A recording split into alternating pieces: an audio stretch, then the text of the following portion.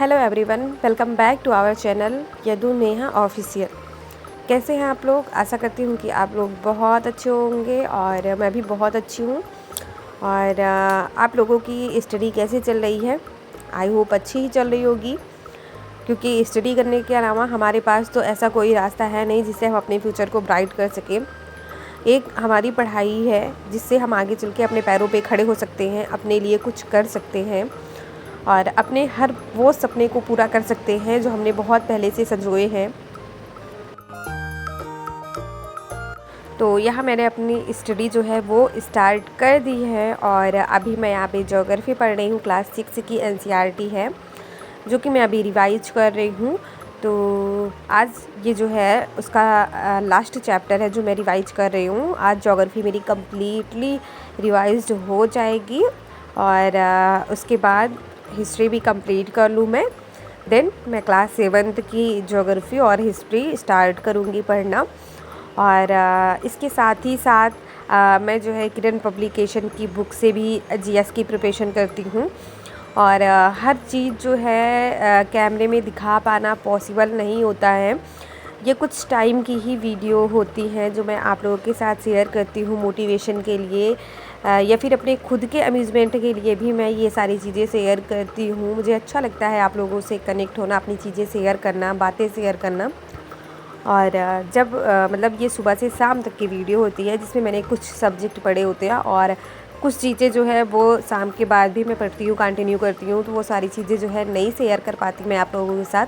पर अगर आप लोगों का कमेंट आता है कि मैं किस सब्जेक्ट की तैयारी कहाँ से कर रही हूँ, तो वो सारी चीज़ें मैं आप लोगों के कमेंट के थ्रू आपके जवाब मतलब आपको जवाब देती हूँ कि मैं कहाँ से क्या चीज़ें पढ़ रही हूँ।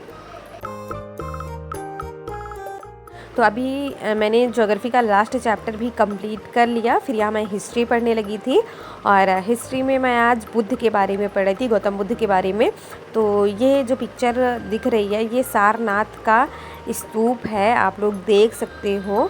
तो वही सारी चीज़ें मैं यहाँ पढ़ रही हूँ। हालांकि मैंने पहले ये सारी चीज़ें पढ़ तो रखी हैं, पर मैंने एनसीईआरटी की बुक से नहीं, लूसेंट की बुक से पढ़ रखा है। और लूसेंट की बुक में भी चीज़ें बहुत अच्छी दी हुई हैं, पर बहुत सारी चीज़ें ऐसी हैं जो एनसीईआरटी से पूछी जानी है और जो सिर्फ एनसीईआरटी में ही मिलती हैं, अदर बुक्स में नहीं मिल पाती हैं। तो इसलिए एनसीईआरटी पढ़ना बहुत ज़्यादा ज़रूरी है। और जो लोग सीटेट की प्रिपरेशन कर रहे हैं उनके लिए एनसीईआरटी पढ़ना बहुत ज़्यादा ज़रूरी है। और जो लोग बीपीएससी टीआरई 4.0 की प्रिपरेशन कर रहे हैं उनके लिए एनसीईआरटी के साथ साथ एससीईआरटी पढ़ते रहना भी ज़रूरी है।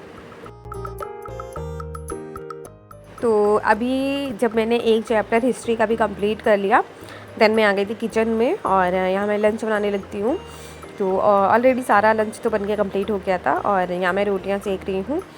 तो यही सारे काम, यही सारी चीज़ें दिन भर चलती रहती हैं और दिन कब बीत जाता है कुछ पता ही नहीं चलता। सुबह से कब शाम हो गई, बस काम के बाद पढ़ाई और थोड़ी देर रेस्ट, बस ऐसे ही समय बीतता चला जा रहा है।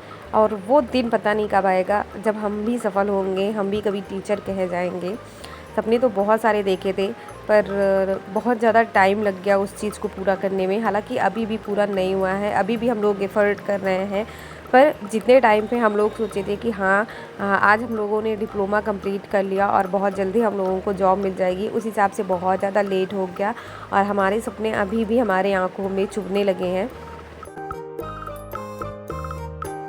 तो अभी इवनिंग का टाइम है, लंच वगैरह बनाने के बाद मैं थोड़ी देर रेस्ट करने लगी थी। देन फिर यहाँ मैं अपनी स्टडी जो है वो कंटिन्यू कर रही हूँ। और ये जो है मैं बिहारी स्पेशल के लिए पढ़ रही हूँ। और जो सीटेट एस्पिरेंट है मेरा ब्लॉग देखते हैं वो लोग सोचेंगे कि मैं ये मतलब क्या क्या चीज़ें पढ़ रही हूँ। तो एनसीईआरटी जो है वो सीटेट के लिए पढ़ी जा सकती है और टीआरई 4.0 के लिए भी पढ़ी जा सकती है। और ये बिहार स्पेशल है जो कि सिर्फ बिहार में पूछा जाना है। तो टीआरई 4.0 के लिए मैं यहाँ बिहार स्पेशल लिख रही हूँ। और जिनका भी कमेंट होता है कि बिहार स्पेशल कहाँ से मैं लिख रही हूँ, तो वो the officers academy YouTube channel से लिख रही हूँ। और सर की मैराथन थी 3.5 घंटे की, तो यही चीज़ें सारी मैं आज यहाँ कंप्लीट कर रही हूँ। और जितना भी अभी हो सकता है मुझसे मैं कंप्लीट करूँगी, जो भी कुछ बच जाएगा वो मैं आज रात में कंप्लीट कर लूँगी। पर आज ये सारी क्लासेस बिहार स्पेशल की जो भी 3.5 घंटे की क्लासेस हैं वो मैं आज ऑलरेडी मतलब मैंने कुछ लिखा भी है, इसमें बहुत ज़्यादा नहीं है, 1 या 1.5 घंटे की क्लास बची है, उसको मैं आज कंप्लीट कर लूँगी।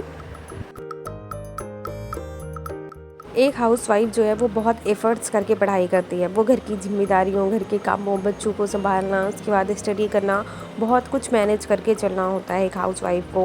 और शादी के पहले तो आप फ्री माइंड होकर स्टडी कर सकते हो। आपको किसी भी चीज़ की बहुत ज़्यादा टेंशन नहीं रहती, क्योंकि हाँ, अगर आप कुछ नहीं करोगे, सिर्फ पढ़ाई को ही वैल्यू दोगे, तब भी आपको कोई कुछ कहने वाला नहीं है। पर शादी के बाद चीज़ें बहुत ज़्यादा बदल जाती हैं, और शादी के बाद आपको घर की ज़िम्मेदारियों, बच्चों के साथ साथ अपनी स्टडी को भी मैनेज करके चलना होता है। और बहुत सारी हाउसवाइफ ऐसी हैं जो कि अपनी स्टडी और बाकी चीज़ों को, जो भी उनके सपने हैं, उनको छोड़ देती हैं और घर की ज़िम्मेदारियों और बच्चों को संभालने में ही पूरा दिन उनका निकल जाता है। वो अपने सपने भूल ही चुकी होती हैं। और वही हाउसवाइफ अपने पहले की पढ़ाई में, पहले 12th या ग्रेजुएशन, पोस्ट ग्रेजुएशन तक की पढ़ाई में बहुत अच्छी रही हैं, टॉपर रही हैं, पर शादी के बाद अचानक उनकी लाइफ पूरी तरीके से बदल जाती है और वो बस घर की ज़िम्मेदारियों और बच्चों में ही सिमट के रह जाती हैं।